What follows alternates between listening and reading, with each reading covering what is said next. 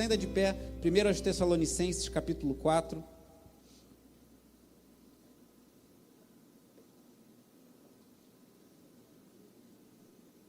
Primeiro aos Tessalonicenses, capítulo 4, versículos 13 a 18.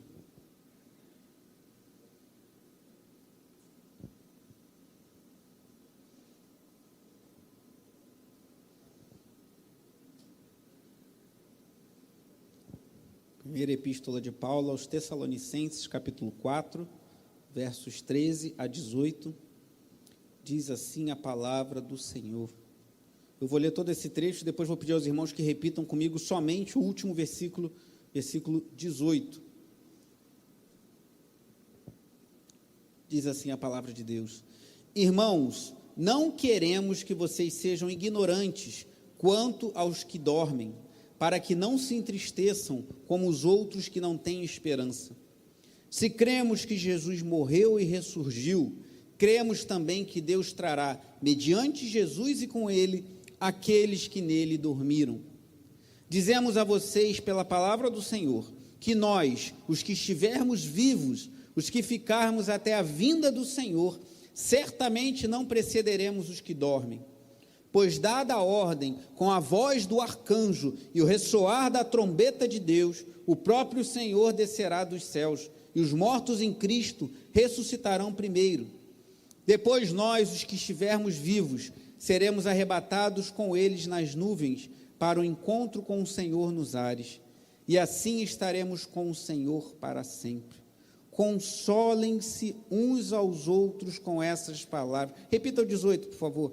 Consolem-se uns aos outros com essas palavras. Oremos. Pai amado e bendito, te agradecemos, pois a tua palavra é perfeita, é maravilhosa, ela traz luz, traz ânimo aos nossos corações. Deus amado e bendito, abençoa-nos nessa manhã, fala ao coração de cada irmão, de cada irmã que está aqui presente na igreja, que acompanha uma transmissão ou uma gravação, que o Senhor venha ministrar aos nossos corações e que em tudo o teu nome seja glorificado. Em nome de Jesus, amém. Os irmãos aqui na igreja podem sentar. Qual é o propósito de estudarmos escatologia? Como falei naquela aula de escola dominical que está disponível no YouTube, você pode assistir novamente ou assistir se você ainda não o fez.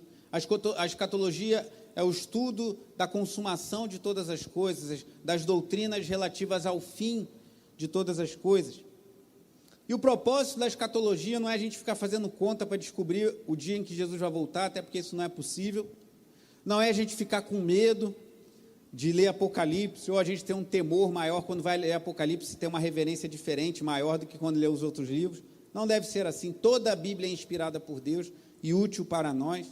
Mas o propósito da escatologia, embora o livro de Apocalipse, ou o livro de Zacarias, como vimos recentemente, outros textos apocalípticos do Antigo Testamento, como o livro de Ezequiel, dos capítulos 40 a 48, e outros, Daniel também, dos capítulos 7 a 12, tem várias visões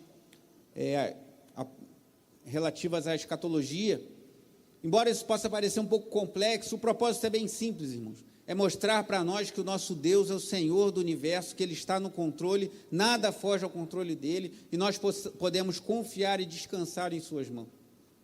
O tema dessa série de escatologia, eu estou usando como base o versículo 3 de Apocalipse, capítulo 1, que fala que feliz ou bem-aventurado é aquele que lê, ouve e guarda as palavras dessa profecia, aí falando especificamente do livro de Apocalipse. Então, o propósito da escatologia não é a gente ficar com medo, não é a gente ficar assustado.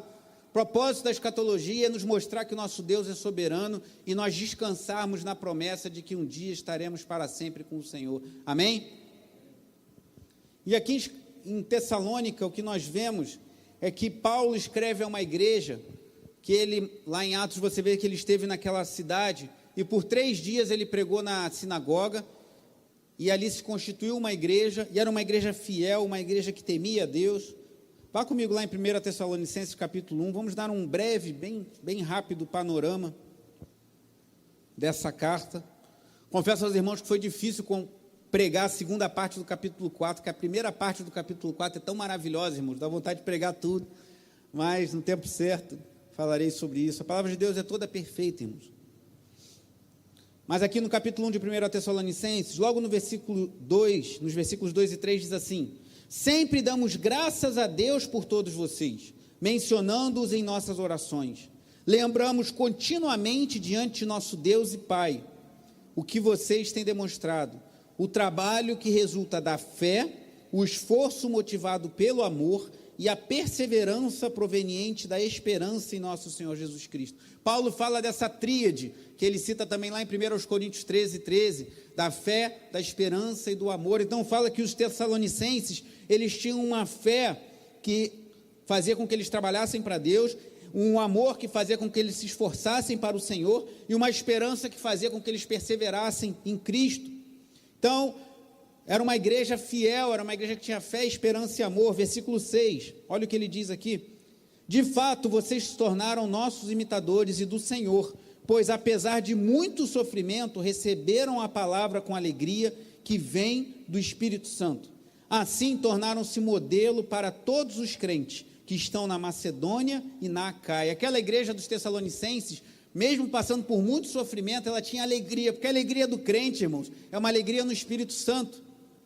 Eu até li uma frase esses dias, meio pesada, dizendo assim, mais ou menos, vou falar de cabeça: coloque um santo aí não é um santo católico não, é uma pessoa que vive para a glória de Deus, alguém santificado, que está sendo santificado em Cristo. Coloque um santo em qualquer circunstância e ele saberá se regozijar no seu Senhor. Que essa é a nossa esperança, irmão. Nossa alegria não está em termos um alto salário, em estarmos com todas as nossas contas pagas, com todos os nossos problemas resolvidos. Nossa alegria está no Senhor. E aqui Paulo diz que os tessalonicenses tinham alegria no Espírito Santo de Deus.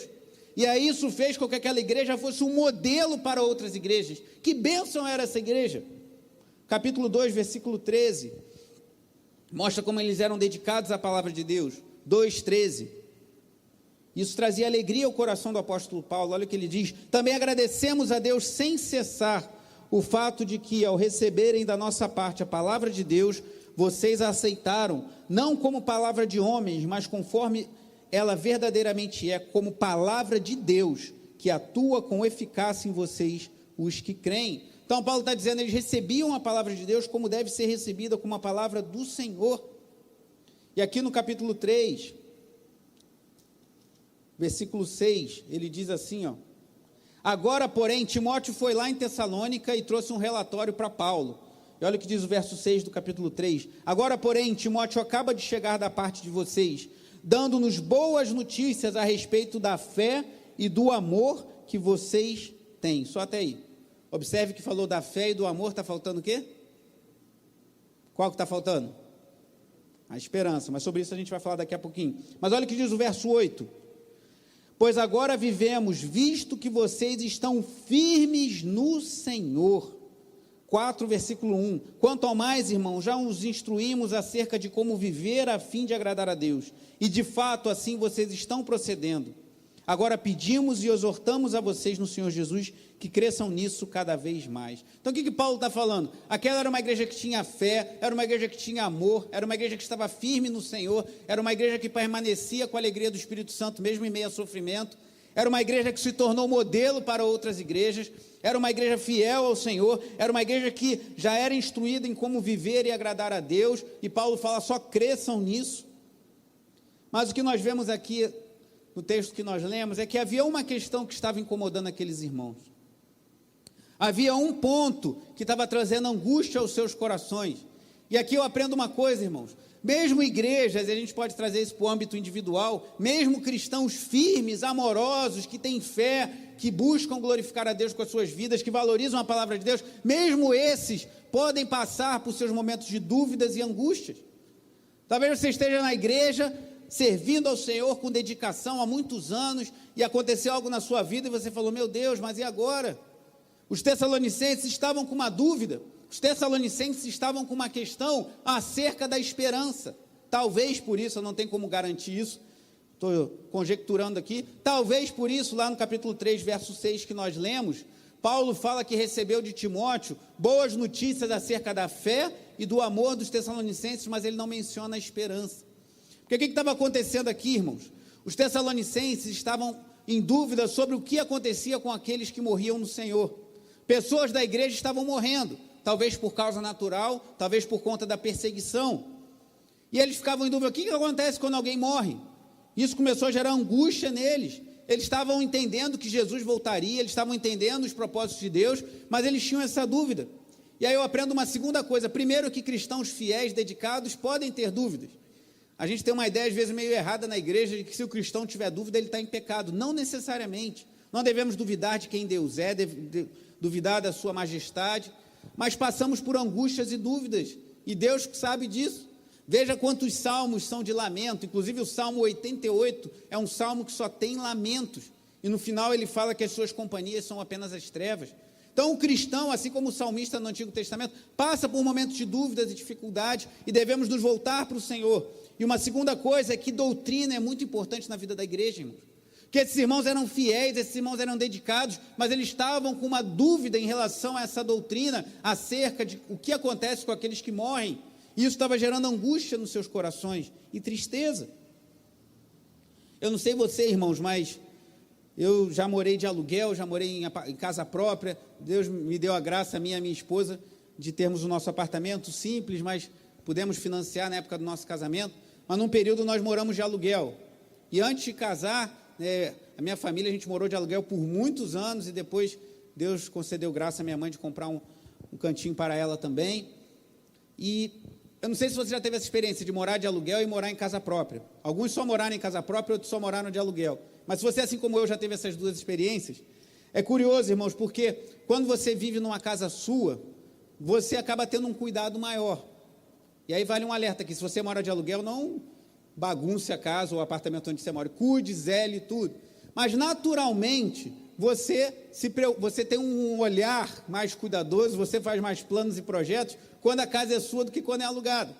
Nós moramos de aluguel por um período, já casados, eu e Tatiana, ainda não tínhamos o Daniel, e cuidamos do apartamento, entregamos o apartamento em excelente estado, mas a gente sabia que não era nosso. Então quando a gente pensava, vamos melhorar, vamos fazer alguma coisa, a gente não pensava muito a longo prazo, até porque a gente sabia que a gente tinha planos de sair dali. E por que eu estou falando isso para vocês? Porque a nossa vida nesse mundo é semelhante a uma morada de aluguel, irmãos.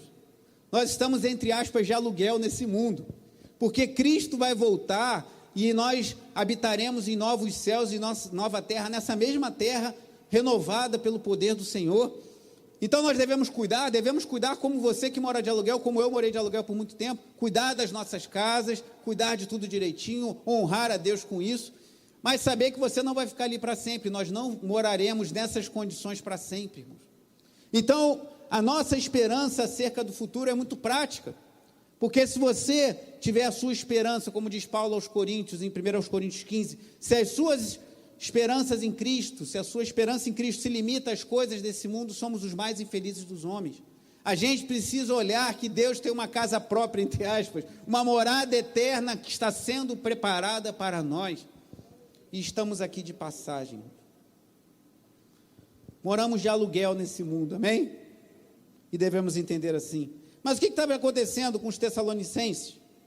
Versículo 13 do capítulo 4, olha o que Paulo diz, aquela igreja fiel e amorosa: irmãos, não queremos que vocês sejam ignorantes quanto aos que dormem, para que não se entristeçam como os outros que não têm esperança. Os que dormem aqui é um eufemismo, é uma forma suave de dizer dos mortos, pois nós não cremos na doutrina do sono da alma. Nós não cremos que uma pessoa dorme e fica dormindo até Jesus voltar. Nós cremos que os santos estão acordados na presença de Deus, adorando ao Senhor, como vemos lá em Apocalipse 7, em outros textos, como vemos, por exemplo, na parábola do rico e Lázaro, Lucas capítulo 16, quando Jesus fala que o rico estava em tormentos no inferno e Lázaro estava no seio de Abraão, ambos conscientes. Então aqueles que morrem no Senhor estão conscientes na sua presença, desfrutando do gozo do Senhor, e aqueles que morrem rejeitando a Cristo já sofrem dores terríveis e tormentos que somente serão acrescentados quando Jesus voltar. Então, quando ele fala dorme aqui, são os que morreram, porque a morte é uma forma suave de dizer, quando a pessoa morre, ela fecha os olhos, parece que ela está dormindo, mas nós não cremos que eles estejam dormindo. Isso aqui é um eufemismo, uma figura de linguagem. Mas Paulo fala aqui que os tessalonicenses não deveriam se entristecer com a morte dos seus irmãos, assim como aqueles que não têm Cristo. E aqui eu aprendo algo muito importante, irmãos. A nossa vida, o cristão, ele tem que ter uma postura diante daquele que não é cristão, diante da vida e também diante da morte, irmãos. Claro que vamos nos entristecer, lá em Atos capítulo 8, você pode conferir depois, que a igreja fez grande lamento após a morte de Estevão. Estevão foi apedrejado, morreu, a igreja se entristeceu por aquilo. Mas nós não podemos ser consumidos pela tristeza quando um ente querido, uma pessoa preciosa para nós, morre no Senhor, porque essa pessoa está descansando nos braços do Pai, porque essa pessoa está na presença de Deus, onde não há mais choro nem morte, e um dia, quando Jesus voltar, é o que veremos logo à frente, esses nossos amados que morreram no Senhor, voltarão com Cristo, e viveremos em novos céus e nova terra. Então Paulo está falando isso para aquela igreja fiel, que não deveria agir diante da morte como aqueles que não têm esperança. Olha o que diz o verso 14 do capítulo 4. Se cremos que Jesus morreu e ressurgiu, cremos também que Deus trará, mediante Jesus e com ele, aqueles que nele dormiram, ou seja, morreram em Cristo. Dizemos a vocês pela palavra do Senhor, que nós, os que estivermos vivos, os que ficarmos até a vinda do Senhor, certamente não precederemos os que dormem. Talvez você pense assim, mas Paulo escreveu nós, os que estivermos vivos, agora ele está morto? Claro, porque ele escreveu estando vivo, né, gente? Ele morto não vai escrever nada, a gente não acredita em psicografia. Então ele estava vivo, ele escreveu nós que estamos vivos. Ele morreu, ele não podia escrever mais nada. Agora a gente que está vivo, isso vale para nós. Se Jesus voltar agora, se Jesus voltar amanhã, nós que estivermos vivos, vamos encontrar com o Senhor nos ares, amém? E continua o versículo 16, pois dada a ordem, com a voz do arcanjo e o ressoar da trombeta de Deus, o próprio Senhor descerá dos céus, e os mortos em Cristo ressuscitarão primeiro. Depois nós, os que estivermos vivos, seremos arrebatados com eles nas nuvens, para o encontro com o Senhor nos ares, e assim estaremos com o Senhor para sempre. Glória a Deus.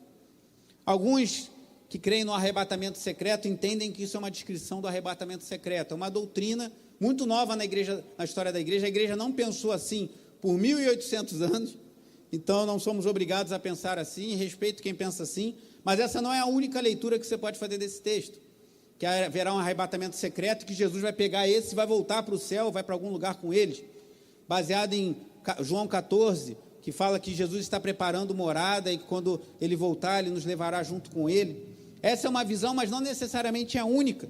Eu tenho uma visão desse texto, como por exemplo o reverendo Hernando Dias Lopes e outros de linha amilenista, que é muito mais simples. Que o que vai acontecer? Quando Jesus voltar, irmãos, Jesus vai voltar de uma vez por todas, ele virá em grande poder e glória.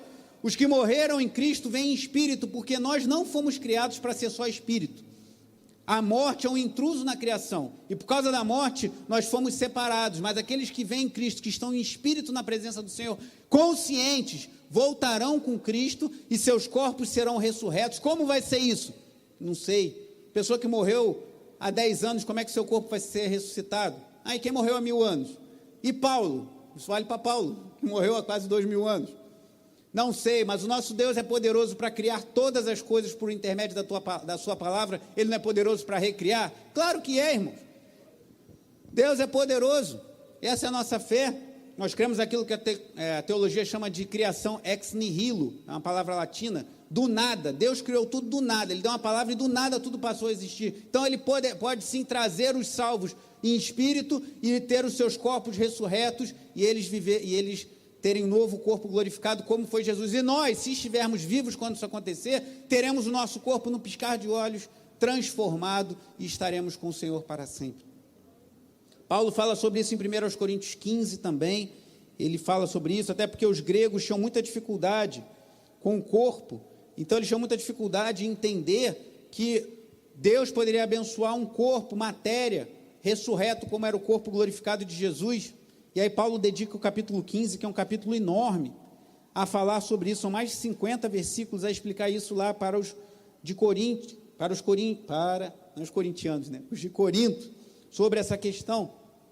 Então, irmãos, nós cremos que Jesus vai voltar, e embora existam muitas diferentes visões acerca desse episódio, eu creio que quando Jesus voltar, ele virá com os santos, e os corpos serão ressurretos. Isso vai ser tudo muito rápido, mas será uma volta visível, todos verão, até mesmo aquele que os transpassaram, como diz a Escritura, e eles voltarão, estaremos reunidos com o Senhor, e nós, se estivermos vivos, teremos nosso corpo transformado para estarmos na presença do Senhor para todo sempre. Amém, irmãos?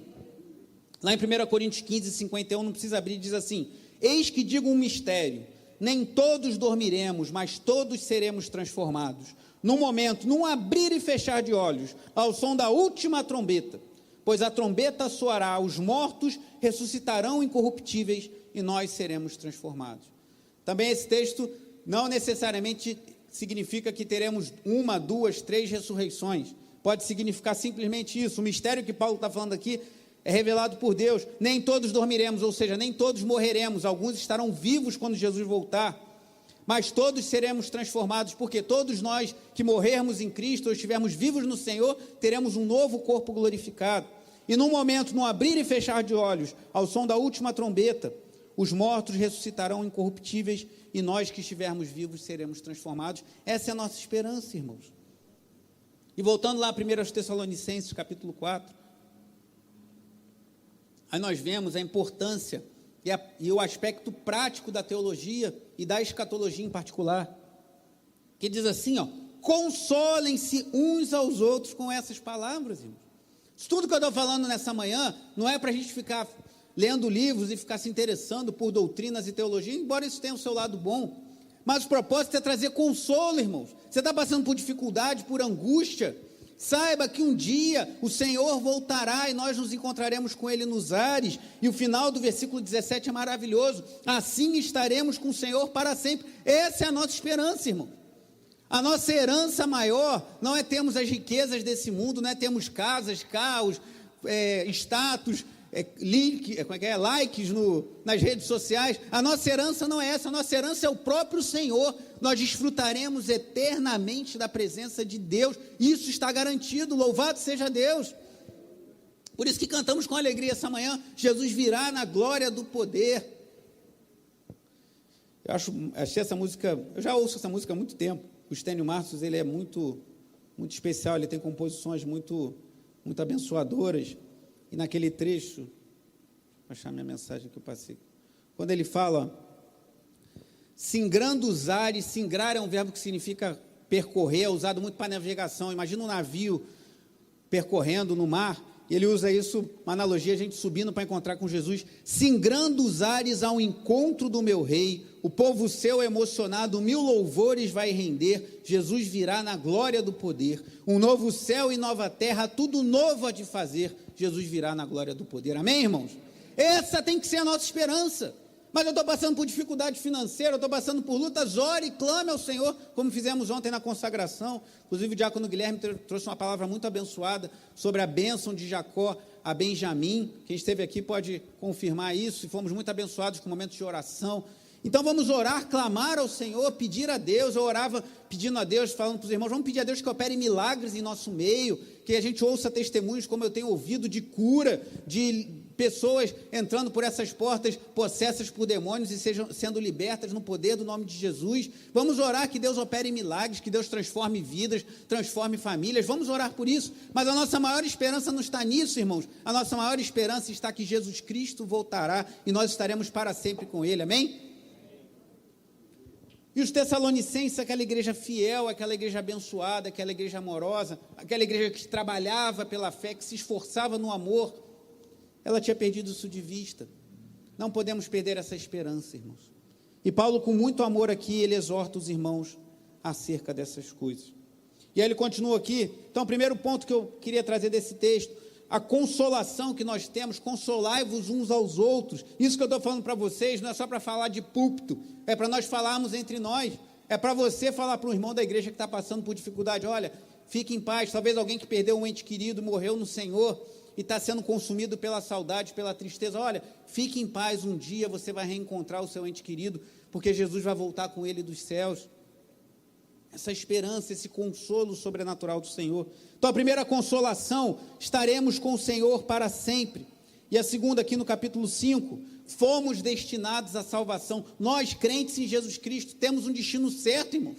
nós não estamos entregues à sorte desse mundo, não estamos entregues aos acontecimentos dessa vida, mas nós temos um destino certo, nós fomos destinados para a salvação em Cristo Jesus. Olha o que diz aqui o capítulo 5.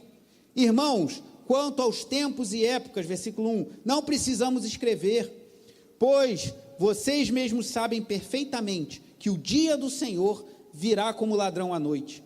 Quando disserem paz e segurança, a destruição virá sobre eles de repente, como as dores de parto à mulher grávida, e de modo nenhum escaparão. O que ele está falando? Os tessalonicenses sabiam disso. Jesus vai voltar de uma hora para outra. Na primeira parte vimos que a volta de Jesus vai ser visível, todo olho verá. E agora nós vemos que a volta do Senhor vai ser repentina. De uma hora para outra Jesus virá em grande poder e glória e todos verão. E Jesus fala sobre isso lá em Mateus 24, a partir do versículo 42, eu não vou abrir, mas se você quiser consultar em casa, tem gente que gosta de anotar, eu acho isso muito bom. Anote aí Mateus 24, 42 a 44. Jesus já tinha falado isso, que ele viria como ladrão. Isso é um alerta para nós, irmãos. O crente não pode viver assim, eu vou ficar no mundo mais um mês, aí volto para a igreja. Eu vou ficar longe da igreja, vou ficar longe do meu Senhor por mais um ano, por mais 2 anos, depois eu vou me firmar na igreja. Quando eu casar, eu me firmo na igreja. Quando eu tiver um filho, eu me firmo na igreja. Não! Jesus virá num piscar de olhos. E aqueles que morrem já terão o encontro do Senhor, seja para a glória eterna, seja para o horror eterno. Então ele está chamando a atenção. E os homens aqui, ele fala dos incrédulos. Naquela época havia o que chamavam de Pax Romana, que era o Império Romano, fazia com que tivesse paz nos seus domínios, tinham estradas, tinham exércitos garantindo a paz. Não muito parecido com o que temos no Rio de Janeiro, né? Rio de Janeiro está longe da Pax, né? A gente vive uma cidade em guerra, acho que Deus tem misericórdia de nós. Mas eles falam, os homens vão estar falando paz e segurança, está tudo bem, tudo tranquilo, e de repente Jesus virá e trará juízo sobre eles. Mas olha o que ele diz no versículo 4, mas vocês, irmãos, não estão nas trevas, para que esse dia os surpreenda como ladrão. Vocês todos são filhos da luz, filhos do dia, não somos da noite nem das trevas. Portanto, não durmamos. Aqui dormir já não é analogia com a morte, é analogia com você viver uma vida espiritual morna, deixar de estar alerta para as realidades espirituais da salvação em Cristo. Verso 6, não durmamos como os demais, mas estejamos atentos e sejamos sóbrios, pois os que dormem, dormem de noite, e os que se embriagam, embriagam-se de noite. Nós, porém, que somos do dia, sejamos sóbrios, vestindo a couraça da fé e do amor, o capacete da esperança da salvação, porque Deus não nos destinou para a ira, mas para o quê? Para recebermos a salvação por meio de nosso Senhor Jesus Cristo. Ele morreu por nós, para que quer estejamos acordados, quer dormindo, vivemos unidos a Ele. O que Paulo está dizendo aqui? Ele morreu por nós, quer acordado quem estiver vivo, quer dormindo quem estiver morto, estejamos unidos com Ele. Um dia todos que morreram em Cristo e todos que estiverem vivos, unidos ao Senhor, estaremos para sempre com o Senhor. Louvado seja Deus. E olha como Paulo termina, por isso exortem-se e edifiquem-se uns aos outros. E ele até elogia aquela igreja como de fato vocês estão fazendo. Uma outra versão fala de novo, consolem-se uns aos outros. Então, irmãos, essas palavras acerca da vinda do Senhor, acerca dos que morreram no Senhor e estão em espírito adorando a Deus nesse momento, e quando Jesus voltar terão seus corpos transformados, e aqueles que estiverem vivos também terão seus corpos transformados. Isso é para nós consolarmos uns aos outros, para nós termos esperança, irmãos. A nossa vida não se limita a essa existência, a nossa vida não se limita ao que vivemos aqui, mas nós temos a esperança de estarmos para sempre na presença do Senhor. Não se esqueça, eu achei interessante quando falou da grávida aqui no versículo 13, já ia esquecer de falar isso, das dores de parto da grávida. Essa semana nós fomos à obstetra, eu e Tati, e já estamos... ela, né? Já estamos, né? Que é uma só carne, então já estamos. Né? Na 34ª semana. Então, a partir de agora, já acende o sinal amarelo, né, irmão? Daqui a pouco, a médica falou assim, se preparem, que nas próximas consultas eu posso chegar aqui, avaliar você e falar, vamos correr para o hospital, é chegada a hora. Então, estamos nos preparativos para a chegada da Raquel, e a gente agora está na expectativa. Quando o Daniel nasceu, a bolsa da Tati rompeu 3 horas da manhã. A gente estava, dia do aniversário dela, na madrugada, 3 horas da manhã, ela me acordou, amor, acho que a bolsa rompeu. E a gente foi lá para o hospital e o Daniel nasceu. Então, é assim, você está com a esposa grávida como eu em casa, acho que só eu que estou, né? Pelo menos com 8 meses, a Beatriz está um pouquinho na frente até, né? 37, a Beatriz então já está, para a Giovana romper e chegar aí entre nós, já está muito perto. Então, quem como eu, estou com a Tati, a Beatriz está lá grávida, já às portas de ter o bebê, sabe que a qualquer momento, né, a gente estava dormindo, rompeu a bolsa e Daniel veio. Com a Raquel, não sei como vai ser ainda. Então, Jesus usa essa analogia para falar o seguinte: olha, a qualquer momento Jesus vai voltar, estejamos prontos. Não sejamos como aqueles que dormem, aí não na morte, mas no sentido daqueles que dormem, que estão alheios a essa realidade espiritual, mas estejamos alertas, sejamos sóbrios. E lembrando, irmãos, moramos de aluguel nessa terra, nós não viveremos para sempre, pelo menos não nas condições que vivemos hoje. Então tenhamos sensatez. E lembremos, a doutrina correta leva a uma prática correta. Há um outro lema antigo da igreja que fala: lex credendi, lex vivendi, lex orandi. A lei da crença, a lei... O que isso quer dizer? A forma como você crê influencia a forma como você vive, influencia inclusive a forma como você ora, porque nós oramos de acordo com aquilo que nós cremos acerca da nossa relação com Deus. Então, a forma que a gente crê, as doutrinas das Escrituras são muito importantes, por isso que o cuidado em pregarmos a Bíblia com precisão, que Deus tenha misericórdia e nos capacite para isso. Nós precisamos tomar esse cuidado, e você precisa tomar cuidado com quem você ouve, talvez no YouTube ou num programa de televisão. Cuidado com o que entra nos seus ouvidos, pois uma doutrina ortodoxa correta conduz a uma vida que glorifica a Deus, e até as nossas orações são influenciadas por isso. Os Tessalonicenses eram uma igreja abençoada, uma igreja que tinha fé, que tinha amor, mas eles estavam ficando angustiados por não saber o que acontecia com aqueles que morrem no Senhor. E Paulo traz essa palavra e fala: consolem uns aos outros com essas verdades. Viver à luz da certeza da volta de Cristo tem que alterar, tem que impactar as nossas prioridades. A minha prioridade é trabalhar para aquilo que é eterno, pois o meu Senhor vai voltar. As nossas preocupações, não vou me preocupar tanto com as coisas dessa vida, pois o meu Senhor Todo-Poderoso vai voltar, e até lá Ele vai me suprir todas as minhas necessidades em glórias em Cristo Jesus. Os nossos planos e projetos, irmãos, porque o nosso foco não está mais nas coisas desse mundo, na felicidade que podemos ter, que Deus nos dá, mas o nosso objetivo maior não é sermos felizes nesse mundo, mas é estarmos para sempre com o nosso Senhor. E também nos nossos relacionamentos. A forma de olharmos uns para os outros tem que ser impactada por essa verdade, de que um dia estaremos na presença do Senhor. E tudo isso, irmãos, é possível, porque Cristo pagou um alto preço por nós. Nós vamos participar da ceia do Senhor. Isso se deu, irmãos. Nós hoje celebramos que Jesus Cristo morreu em nosso lugar. Nós consolamos uns aos outros com essa palavra. Não negue o luto. Como lá em Atos 8, os irmãos lamentaram a morte de Estevão, mas não deixe esse luto te consumir, pois os teus queridos que morreram no Senhor, um dia voltarão, e estaremos para sempre com eles. Ah, mas eu tenho um parente que morreu e não estava em Cristo. Primeiro, bote uma pulga atrás da orelha, porque pode ser que ele estivesse. Existem pessoas que se rendem a Cristo no último momento. Eu lembro uma vez que passamos por uma situação muito dramática na freguesia, de um jovem que cometeu suicídio, um jovem que estava frequentando a igreja, e esse jovem cortou os pulsos, e ele teve, a gente percebeu que quem foi na casa onde ele tinha se matado, viu que ele andou de um lugar até outro, e a nossa esperança é que nesse período ele tenha se arrependido dos seus pecados, ele pode ter sido alcançado pela graça do Senhor. Então não bata o martelo, pois só Deus pode bater o martelo em quem vai ser salvo e quem não vai. Mas que isso sirva um alerta para nós, pois nós precisamos pregar o Evangelho. Porque muitas vezes nós lamentamos quando um ente querido parte sem o Senhor, mas quando ele está junto conosco, nós não anunciamos a Cristo para ele. Que não seja assim, mas que nós venhamos a anunciar a Jesus enquanto é tempo. Amém?